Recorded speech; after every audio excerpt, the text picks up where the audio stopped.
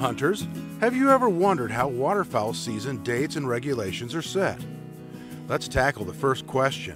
What goes into developing waterfowl recommendations? So we use about 3 different sets of information that we use to set our waterfowl seasons here in Nebraska.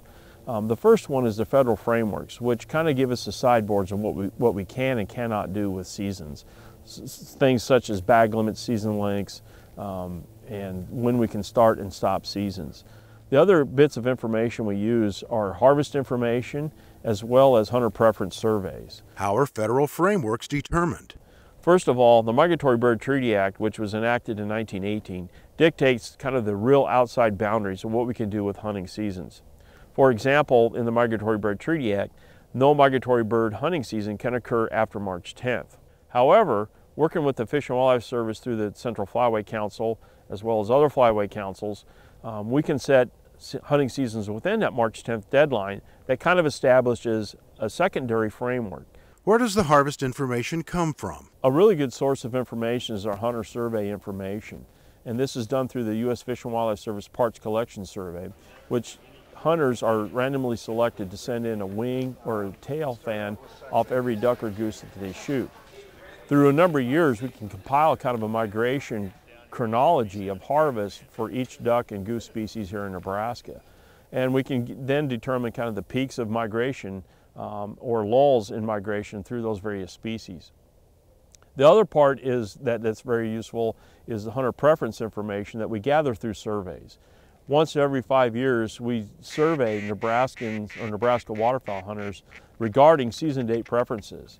This is mostly done in conjunction with changes in zones and split configurations in Nebraska. But this preference does give us a handle on what hunters may want to be seeing in terms of season dates, bag limits, and any other questions that we may have in regards to waterfowl hunting seasons.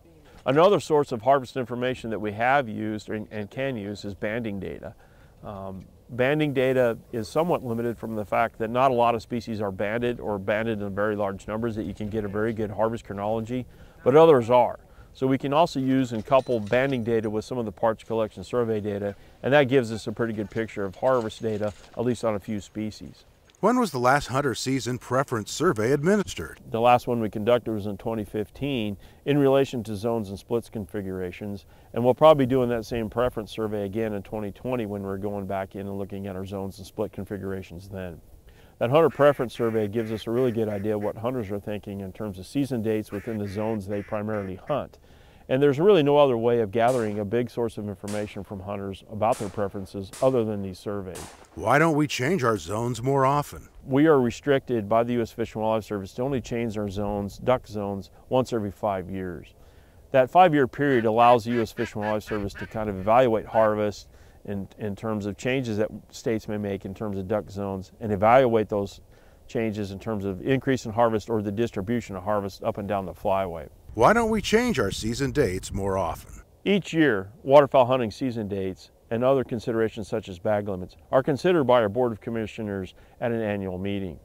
While it may not seem like waterfowl season dates change much, the information that we have in terms of both harvest as well as hunter preference kind of dictate that there not necessarily needs to be a lot of changes from year to year.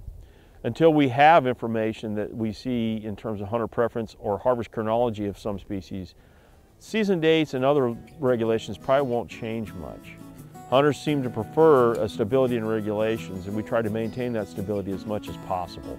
Hunters, your participation and input into surveys and band collection data is important in our setting of waterfowl season dates.